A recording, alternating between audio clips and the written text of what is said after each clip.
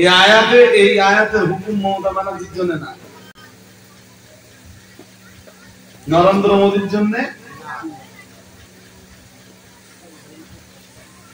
কথা বুঝতেছেন? এই আয়াতের হুকুম দিলীপ ঘোষের জন্য না, এই আয়াতের হুকুম কেবল তাদের জন্য যারা অন্তরে বিশ্বাস করেছেন, জবানে স্বীকার করেছেন লা ইলাহা ইল্লাল্লাহ মুহাম্মাদুর রাসূলুল্লাহ সাল্লাল্লাহু আলাইহি ওয়াসাল্লাম। যারা ঈমান এনেছেন, পরকালকে যারা বিশ্বাস করেছেন, আল্লাহ পাকের আসমানী কিতাবকে যারা বিশ্বাস করেছেন, আল্লাহর ফেরেশতা মণ্ডলীর প্রতি যারা ঈমান এনেছেন, ও বাবাজিরা ভাইরা, এরপরে যারা বুদ্ধির ভালো মন্দ যা কিছু হয় সব আমার আল্লাহর পক্ষ থেকে হয়, এই বিশ্বাসগুলো যারাই করেছেন, আল্লাহ পাকের কোরআনের এই আয়াতের বিধান তাদের জন্য মহান আল্লাহ তাই শুরুতেই ডাক দিলেন, ইয়া আইয়ুহাল্লাযীনা আমানু, হে পৃথিবীর ঈমান ওয়ালা মানুষের দল। আমরা জানো বললাম লাব্বাইকা ইয়া রাব্বানা, হে আমাদের রব আমরা হাজির, বলুন কোন হুকুম। আমরা জানো বললাম আল্লাহ আমরা হাজির, আপনি বলুন কোন হুকুম। আল্লাহ বললেন হুকুম তো বটে। আমরা জানো বললাম আল্লাহ কিসের হুকুম। আল্লাহ বললেন বেশ কতগুলো হুকুম দিব আমি। আমরা বললাম কি কি দিবেন আল্লাহ। আল্লাহ বললেন ইয়া আইয়ুহাল্লাযীনা আমানু রুকাউ, আল্লাহ পাক রব্বুল আলামিন বললেন তোমরা রুকু করো। কি করো? হুকুম কিসের? কথা বলেন, হুকুম কিসের হুকুম সেটা জিজ্ঞাসা। রুকু করা। আমি নামাজ বলিনি, এখন বলেছি। আমি যেভাবে বোঝাচ্ছি এইভাবে বোঝেন, সুবিধা হবে। কিসের হুকুম? রুকু। রুকু কর। এরপরে তো আমি আবার বলবো না, বলবো নি, বলবো ইনশাআল্লাহ। জি, রুকু কর।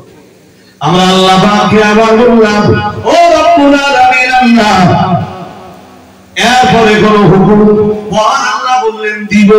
আমরা বললাম কি? আল্লাহ পাক রব্বুল আলামিন বললেন ওয়াসজুদু, সাজদা দাও। কি করো? আগে কি হুকুম দিলেন, তারপর কি হুকুম দিতেছেন?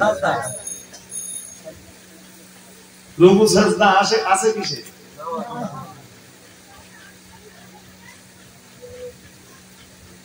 আর এই রুকু সিজদার হুকুম পালন করবে কে? দিলীপ ঘোষ? বলেন বলেন, রুকু আর সাজদার হুকুম পালন করবে কে? মমতা ব্যানার্জি? মমতা ব্যানার্জি আল্লাহ ডাক দিচ্ছে কাদের? কাদেরকে? আল্লাহ বলতেছেন ইয়া আইয়ুহাল্লাযীনা আমানু, হে ঈমানওয়ালারা। ঈমানওয়ালা আমরা আছি তো? আর যদি বলেন না হুজুর আমার ঈমান টিমান নেই, তাহলে মুসলিম পাড়াটা ছেড়ে দে, পাশের পাড়ায় যে ঘর বাড়ি করা।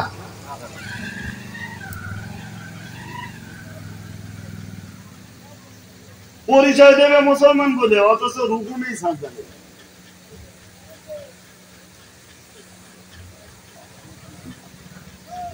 আপনারা শুনেছি যে আমার কাছে ওয়াজ শুনতে খুব পছন্দ করেন, খুব ভালোবাসেন, কিন্তু আমার ওয়াজের ডোজও তো একেবারে খুব হালকা।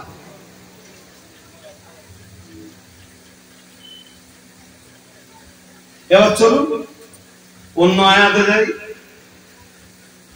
সূরা, আপনাকে যদি খুব ঠান্ডা মাথায় বলি, সূরা তওবা। কোন সূরা? 10 পারায় শুরু, 11 পারায় শেষ। মৌলানাদের জিজ্ঞেস করে নেবেন, আপনাদের জিগিয়ে। 10-এ শুরু, 11-এ শেষ। তাওবা, সূরা তাওবার 112 নম্বর আয়াত। সবার মনোযোগ আছে তো নাকি? গভীর মনে শুনতে হবে। আমি গল্প আপনাদের বসে নিয়ে আসবো।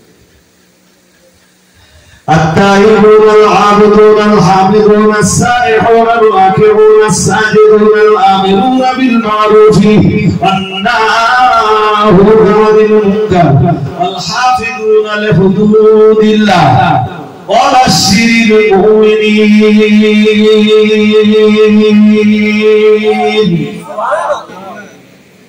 আয়াতের শেষের অংশটা প্রথম বলি, তাহলে ভালো বুঝতে হবে। সূরা তাওবার 112 নম্বর আয়াতে আল্লাহ বলেন, 112 নম্বর আয়াতের শেষে আল্লাহ বলেন ওয়াবাশশিরিল মুমিনিন, ও নবী আপনি ঈমানদারদেরকে জান্নাতের সুসংবাদ দান করুন। কাদেরকে? জান্নাতের সুসংবাদ কই কাফেরের জন্য না, কোন অবিশ্বাসীর জন্য নয়, কোন আল্লাহদ্রোহীর জন্য নয়, কোন বহুত্ববাদে বিশ্বাসীর জন্য আল্লাহ জান্নাতের সুসংবাদ নয়।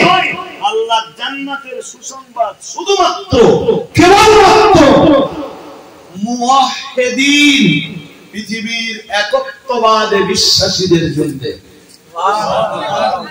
যাদের কালবে আছে কি আছে লা ইলাহা ইল্লাল্লাহ। সবাই পড়ুন, ভালো করে পড়ুন, এই কলেমার দাম অনেক। সবাই পড়ুন।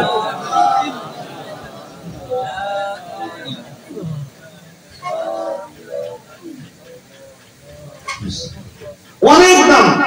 ওই জান্নাতের চাবি, ওটা কি? আর আমল হলো ওই চাবির ঘাট। আপনি কলেমা পড়লেন মানে জান্নাতের চাবি আপনার হাতে, এই যে আমার দিকে জান্নাতের চাবি আপনার। কলেমা পড়েছেন মানে অন্তরে বিশ্বাস, মৌখিক স্বীকার, কালবে জায়গা দিয়েছেন লা ইলাহা ইল্লাল্লাহ, জান্নাতের চাবি পেয়ে গেছেন আপনার হাতে। এবারে আমল করে ওই চাবির দাঁত বানাতে হবে। চাবি একটা তালার ভিতরে ঢুকিয়ে দিলেন, যদি ওর দাঁত না থাকে খুলবে নাকি? এই যুগে যদি আমরা তালার চাবি দিয়ে এইভাবে না বুঝি, যদি আইডিয়ার পাসওয়ার্ড বলি, আইডিয়া কালেমা হলো জান্নাতের আইডি, জান্নাতের আইডি, আর আমল হলো তার পাসওয়ার্ড। বলেন, কথা বলেন, বুঝতে কি অসুবিধা হচ্ছে? জান্নাতের আইডি কি? কালেমা। আইডি কি? কালেমা। এই 1400 বছর বেরিয়ে যাওয়ার পরে আমাদের বুঝবার জন্য এইটা সহজ। আর ওর পাসওয়ার্ড কি? নামাজ, রোজা, হজ, যাকাত, স্ত্রীর প্রতি ভালো ব্যবহার, বাবা মায়ের সেবা, প্রতিবেশীর প্রতি ভালো ব্যবহার, এতিম মিসকিন ফকির অসহায় অবকৃষ্টদের দেখভাল, মানুষের প্রতি দুরাচার থেকে দূরে থাকা, এগুলো সবই হলো ওর পাসওয়ার্ড। আইডি আছে বাট পাসওয়ার্ড নেই। দরজা ওপেন, লক ছাড়াবই না, ছাড়াই আপনি রং পাসওয়ার্ড দিয়ে দেখেন, খুলবেন। মোবাইলে যদি আপনি রং পাসওয়ার্ড দেন, খুলবে না।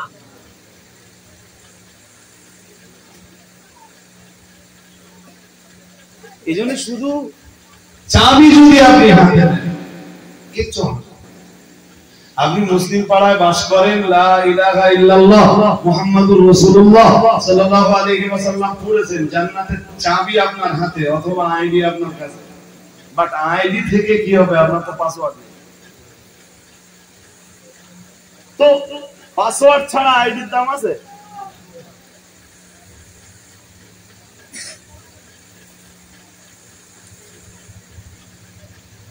সুতরাং আমার ভাইরা, আমি আপনাদের এই ধরুন কাটারাটিয়া নারায়ণপুর মানে একটা মাঠ পার হলি, তাই তো নাকি? একটা মাঠ, আমি প্রতিবেশী গ্রামের সন্তান, আপনারা আমায় ভালোবাসেন, তাই আমি এই কথাগুলো আপনাদের শুনছি। আল্লাহ কি বললেন নবীকে? সূরা তাওবার 112 নম্বর আয়াতে বললেন অবাশশিরিল মুমিনিন, ঈমানদারদেরকে আপনি জান্নাতের সুসংবাদ দান করুন। আরেকটু মন খুলে সুবহানাল্লাহ। কিসের সুসংবাদ? কিসের সুসংবাদ? নবী জানা বললেন আল্লাহ, তো আমি যাদেরকে জান্নাতের সুসংবাদ দিব তাদের কি কি যোগ্যতা লাগবে, নাকি কোন যোগ্যতা ছাড়াই ওদেরকে আমি জান্নাতের সুসংবাদ দিব? আল্লাহ বললেন যোগ্যতা লাগবে, 9টা যোগ্যতা। শুনছেন নাকি? আল্লাহ আমি তো ওদেরকে জান্নাতের সুসংবাদ দিব, ওদের গুণ কি কি লাগবে আল্লাহ, ওদের যোগ্যতা কি কি লাগবে আল্লাহ? আল্লাহ বললেন ওদের 9টা যোগ্যতা লাগবে। ওদের ভিতরে 9টা যোগ্যতা পাওয়া গেলে ওরা জান্নাতের হকদার। অথবা যাদের ভিতরে 9টা যোগ্যতা পাওয়া যায় আপনি তাদেরকে জান্নাতের সুসংবাদ দান করুন। আরেকটু বলেন কি কি যোগ্যতা? আল্লাহ আয়াতে শুরুতে বলেছেন, ওই আয়াত 100 সূরা তাওবার 112 নম্বর আয়াত কি? التائبون العابدون الحامدون السائحون الراكعون الساجدون الآمرون بالمعروف والناهون عن المنكر والحافظون لحدود الله وبشر المؤمنين। وعن الله জানিয়েছেন التائبون العابدون, আমরা বললাম আল্লাহ জান্নাতে যাওয়ার জন্য কি কি কি কি যোগ্যতা জোগাড় করা লাগবে? আল্লাহ পাক রব্বুল আলামিন বললেন 1 নম্বরে লাগবে তাওবা। কি লাগবে? 1 নম্বরে কি লাগবে? সহযোগ করব। এই জন্য এখানে যারা বসেছেন আপনারা তাওবা করবেন, বেশি বেশি। কি করবেন? বেশি বেশি করে পড়বেন। আস্তাগফিরুল্লাহ রাব্বি মিন কুল্লি যামবি ওয়া আতুবু ইলাইহি। আর যথাসম্ভব চেষ্টা করবেন ইচ্ছাকৃত পাপ না হয়। অনিচ্ছাকৃত হয়ে গেছে ওর জন্য তো বাকি তাওবার ব্যাখ্যা তো আমি দিলে অনেক কথা বলতে পারবো ইনশাআল্লাহ। তা আমি ওর ভিতরে ঢুকলে আর এই কথাগুলো কমপ্লিট হবে না। আমরা বললাম কি যোগ্যতা লাগবে? আল্লাহ পাক রব্বুল আলামিন বললেন 1 নম্বরে লাগবে তওবা। আমরা বললাম এরপরে কি লাগবে? আল্লাহ পাক রব্বুল আলামিন বললেন আত-তাইবুন আল-আবিদুন। মহান আল্লাহ বললেন 2 নম্বরে লাগবে ইবাদত। কি লাগবে? ইবাদত। এই সব কথা কি আমার নাকি? হ্যাঁ, কিন্তু কোন মুসলমানের পাল্লায় পড়েছি যে মুসলিম ধর্ম করবে কিন্তু কোরআন মানবে?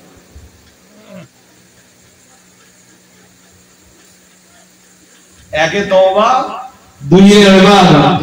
التائبون العابدون الحامدون السائحون।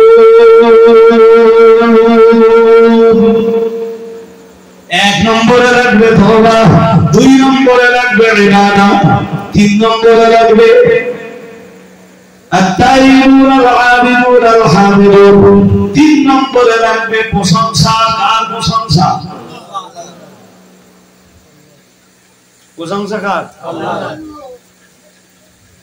ও তো নামাজের ভিতরে আছে, প্রশংসাটাও কোথায় আছে? নামাজের ভিতরে। ইবাদতের সবচাইতে বড় অঙ্গই তো নামাজ।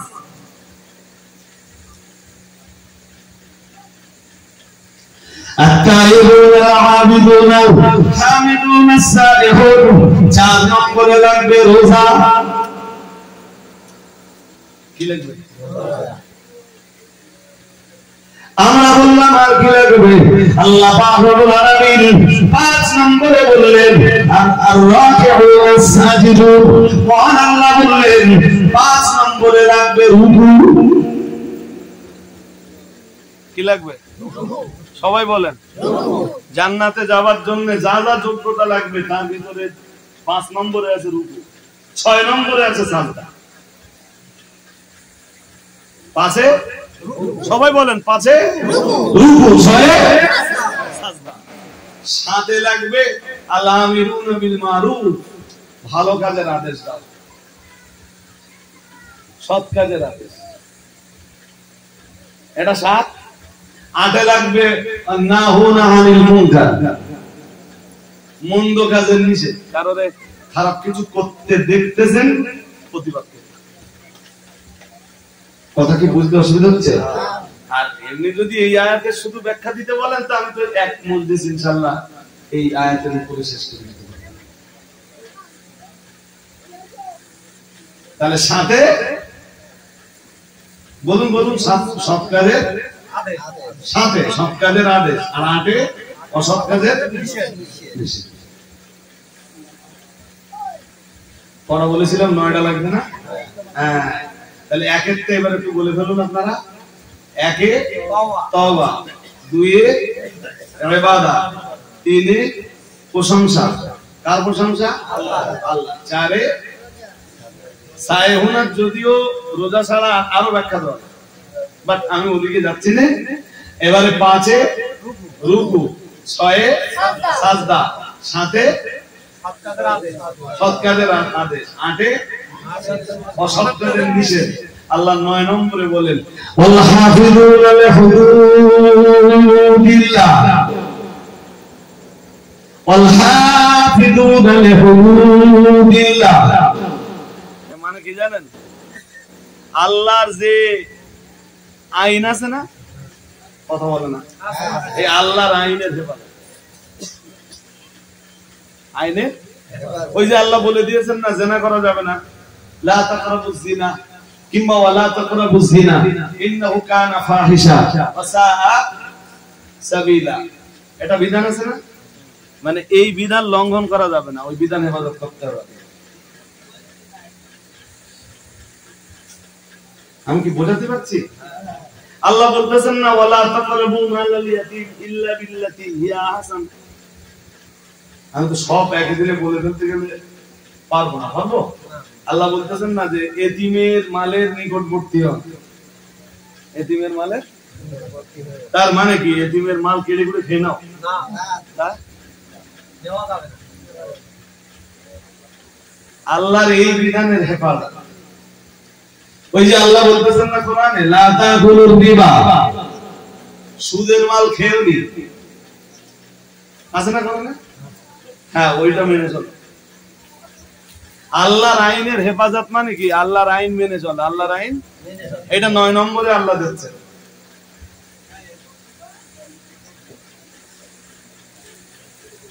কি কথা বলছি বুঝতেছেন নাকি? হ্যাঁ, তো জান্নাতে যাবার জন্য যে 9টা গুণ বা যোগ্যতা লাগবে, তার ভিতরে 5 আছে রুকু, 6 আছে সাজদা। ভুল হবে না তো আপনাদের? কথা বলেন, ভুল হবে না তো? চল আমরা একটু কাম ব্যাক করি। কোথায় যেন ছিলাম আমরা?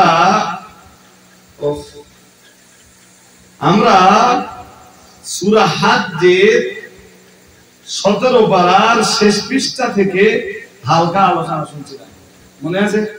17 পারার শেষ পৃষ্ঠা, সূরা হাজ্জের 77 নম্বর আয়াত, মনে আছে? কি বলেছিল বলেন তো দেখি। ইয়া আইয়ুহাল্লাযীনা আমানু রুকউ, হে ঈমানওয়ালা মানুষ রুকউ, ইরকাউ, তোমরা রুকু করো। কি করো? ইরকাউ, তোমরা রুকু করো। কি করো? কাকে নির্দেশ দিচ্ছেন? ইমানদারদেরকে। ইমানওয়ালা, ইমানওয়ালি নারী আর পুরুষকে আল্লাহ নির্দেশ দিতেছেন ইরকাউ, ইরকাউ, আমার দিকে তাকান, ইরকাউ, রুকু করো। অন্য আয়াতে আছে ওয়ারকাউ মা'আর রাকিঈন। কোরআন খুলুন আপনি, আল্লাহ বলেন রুকুকারীদের সঙ্গে রুকু করো।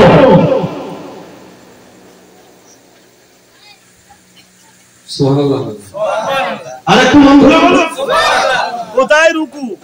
আজকের মুমিন নামদারি, ইমানদার নামদারি, মুসলমান পাড়ায় বসবাসকারী মানুষদের কোথায় রুকু আর কোথায় সাজদা?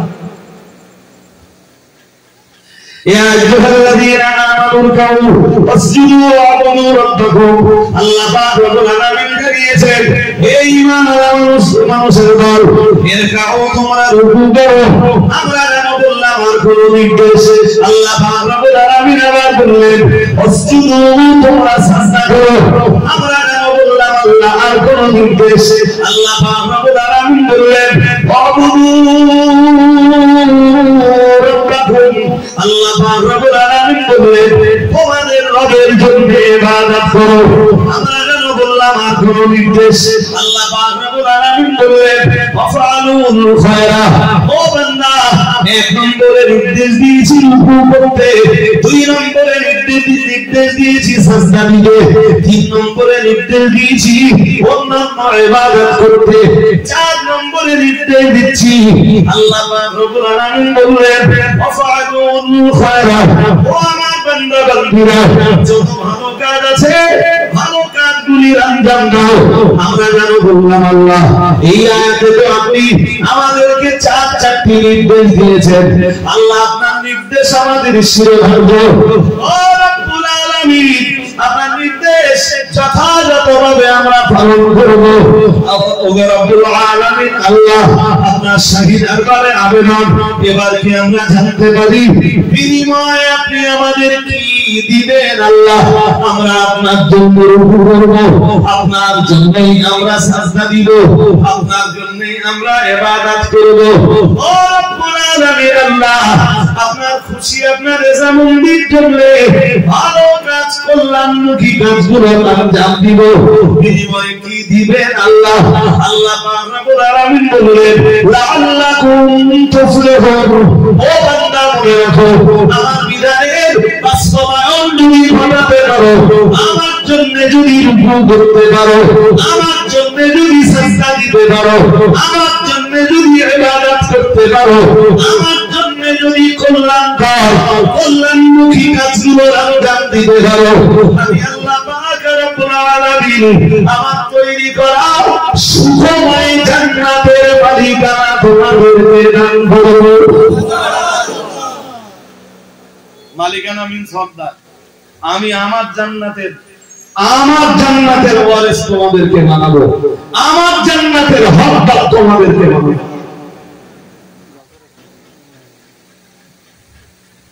আমাদের কি করতে হবে বলুন তো, বলুন। সেই শুরুতে বলেছিলাম সূরা সাজদার 21 পারা, সূরা সাজদার 15 নম্বর আয়াত, মনে আছে? হ্যাঁ, সব ভুলে গেছেন অথবা সবাই ছিলেন না তখন। কি বলেছিলাম বলেন দিন? খাররু সুজদান। যারা ঈমানদার, আল্লাহতে যারা বিশ্বাসী, তাদের কাছে সদুপদেশ পেশ করলে তাদের মস্তক আল্লাহকে সাজদা দেওয়ার জন্য অবনত হয়ে যায়। ওই পর্যন্ত বলে আল্লাহ ছাড়েননি। আল্লাহ আবার বলতেছেন, ওয়াসাব্বাহু বিহামদি রাব্বিহি। আর তারা কি করে? তাদের রবের জন্য তাসবিহ পড়ে। সাজদায় যে রবের জন্য, বলুন, রবের জন্য কি পড়ে? শুধু তাসবিহ আমরাই পড়ি। আয়াত পড়ছিলাম সূরা বানি ইসরাঈল থেকে, তার ব্যাখ্যা করা পড়ি। আল্লাহ বলেন, তুসাব্বিহু লাহুস সামাওয়াতু সাব'উ ওয়াল আরদু ওয়া মান ফীহিন্না ওয়া ইন মিন শাইইন ইল্লা ইউসাব্বিহু বিহামদিহি ওয়ালাকিন লা তাফকাহুনা তাসবিহাহুম ইন্নাহু কানা হালিমান গফুরা। আলেম আর হাফেজ যারা আছে তাদেরকে জিজ্ঞেস করে নেবেন। সূরা বানি ইসরাঈলের খুব কমন একটা আয়াত, আয়াত নম্বর 44। ওই আল্লাহ পাকের ফরমান দিয়েছে, তুসাব্বিহু লাহুস সামাওয়াতুস সাব'উ ওয়াল আরদু। মহান আল্লাহ দিয়েছে, সাত আকাশ আমার আল্লাহর নামের তাসবিহ করে। কয় আকাশ? মহান আল্লাহ জানিয়েছেন তুসাব্বিহু লাহুস সামাওয়াতুস সাবউ ওয়াল আরদু, সাত জমিন আমার আল্লাহর নামের তাসবিহ করে। তুসাব্বিহু লাহুস সামাওয়াতুস সাবউ ওয়াল আরদু ওয়া মান ফীহিন্না, সাত আকাশে সাত জমিনে যা কিছু আছে সবাই তাসবিহ করে। কার তাসবিহ করে? পড়ে না কারা? ওই যে বেনামাজি বাড়ি এসে রাত্রে শুয়ে পড়লো, তাসবিহ পড়লো? আর যে নামাজটা পড়লো সে অন্তত সাজদায় যে তাসবিহ পড়লো কার? কার? একবার বলেছিলাম, বারবার একই কথা বলা যায় না, ওই তাসবিহর দাম জানেন না। বলেছিলাম যে তামাম দুনিয়া, আসমান জমিন, আসমান জমিনের সমস্ত সম্পদ একদিকে, আর একটা সুবহানা রাব্বিয়াল আলা আর এক পাল্লায় সুবহানা রাব্বিয়াল আলার পাল্লা ভারী।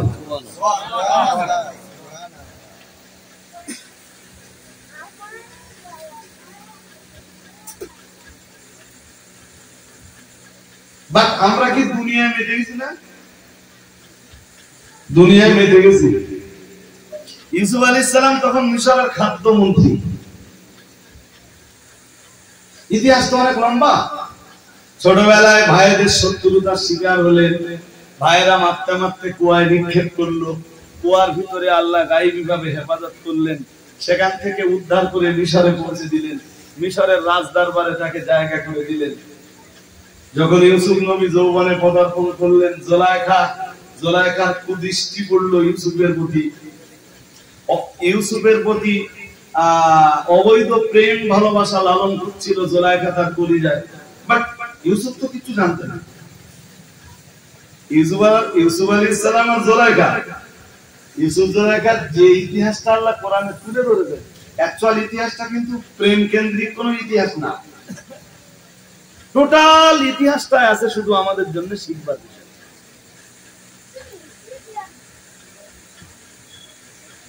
এরপরে জোলাইখা ইউসুফ আলাইহিস সালামের উপরে অপবাদ দিল।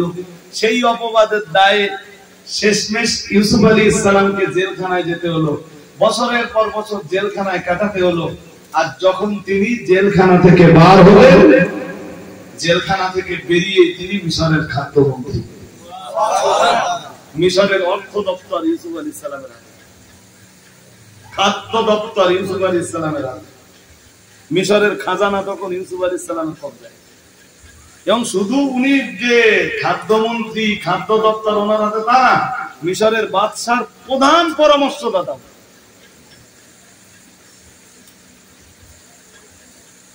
সবকিছুর পিছনে তো একটা রহস্য ছিল। বাট আমার অন্য কিছু নয় মিয়া। মিশরে তখন দুর্ভিক্ষ চলছে। ইউসুফ আলাইহিস সালাম তো বাদশার স্বপ্নের ব্যাখ্যা করে বলেছিলেন যে প্রথম 7 বছর বিপুল ফসল ফলবে, পরের 7 বছর দুর্ভিক্ষ হবে। এই প্রথম 7 বছরে যে ফসল ফলবে, এই ফসল প্রথম 7 বছরে মানুষ খাবে এবং এটাই গুদামজাত করে রেখে দেবে পরের 7 বছরের জন্য। মিশরের প্রধানমন্ত্রী তো তখন বলেছিলেন যে ঠিক আছে ইউসুফ, দায়িত্ব তাহলে তুমি নাও। ইউসুফ আলাইহিস সালাম গমের বিশাল বিশাল গুদাম বানিয়ে দিলেন। এখনো সেসব মিশরে নাকি গুদামগুলোর অস্তিত্ব আছে, গেলে দেখা যায়। ইউসুফ আলাইহিস সালাম যে গুদামগুলো বানিয়েছিলেন, সেই গুদামের এখনো কিছু চিহ্ন অবশিষ্ট আছে। এরপরে নীল নদ তো দেখা যাবে। জান্নাতে, দুনিয়ার 4টে নদী জান্নাতে পাওয়া যাবে। সুবহানাল্লাহ বললেন না? কয়টা নদী? একটার নাম সাইহান আর একটার নাম জাইহান। এই দুটোই শাম দেশে। কোন দেশে? বর্তমান যেটা সিরিয়া। সাইহান, জাইহান, ফুরাত, নীল। হাদিসে এসছে রাসূলুল্লাহ বলেন সাইহানু ওয়া জাইহানু ওয়া ফুরাতু ওয়া নীল কুল্লু মিন আনহারিল জান্নাহ। সুবহানাল্লাহ। আরেকটু মনগুলো বলে সুবহানাল্লাহ। নীল তো মিশরে। তো পরের 7 বছরে যখন মিশরে দুর্ভিক্ষ শুরু হলো, তখন আগে ওই গুদামজাত করে রাখা যে গম, ওই গম দিয়ে সবচেয়ে বড় ব্যাপার, এই গম কিভাবে গুদামজাত করতে হবে। আপনি যখন গম শীষ থেকে ছাড়িয়ে নেবেন, শুনছেন নাকি? শীষ থেকে গম আপনি ছাড়িয়ে নেবেন, নিয়ে বস্তার ভিতরে গম রেখে দেবেন, 7 বছর থাকবে না। শীষ থেকে যখন গম আপনি ছাড়িয়ে নেবেন, শীষ থেকে গমের শীষ হয় তো, সেই শীষ তো বেরিয়ে বেরিয়ে বেরিয়ে বেরিয়ে তারপর দানাবার করতে আলাদা করতে হয়। তো শীষের ভিতর থেকে আপনি যখন গমটা ছাড়িয়ে নিলেন, নিয়ে বস্তার ভিতর ঢুকিয়ে দিলেন, ওই গম আপনি 7 বছর রাখতে পারবেন, বাড়ি রেখে দেখেন। ইউসুফ আলাইহিস সালামের মাথায় আল্লাহ একটা হিকমত দিলেন। ইউসুফ আলাইহিস সালাম চাষীদের কাছ থেকে গম কিনতেন আর বলে দিতেন, চাষীদের কাছে গম যারা কেনার পরে যারা গুণনজাত করতো ইউসুফ আলাইহিস সালামের সহকারী হিসাবে, তাদেরকে ইউসুফ আলাইহিস সালাম বলতেন, খবরদার শীষ থেকে গম বার করো। ওই গম 7 বছর 10 বছর 20 বছর গমের উপরে বা গমের ভিতরে যে গমের উপরে যে কভার, যে কভারের ভিতরটাই আল্লাহ গমটা দেয়, কভারটা বানায় কে? আল্লাহ। এই আল্লাহর বানানো কভার এত মজবুত না যে ওর ভিতর থেকে যদি গম না বার করেন বছরের পর বছর থেকে তো কিচ্ছু হবে।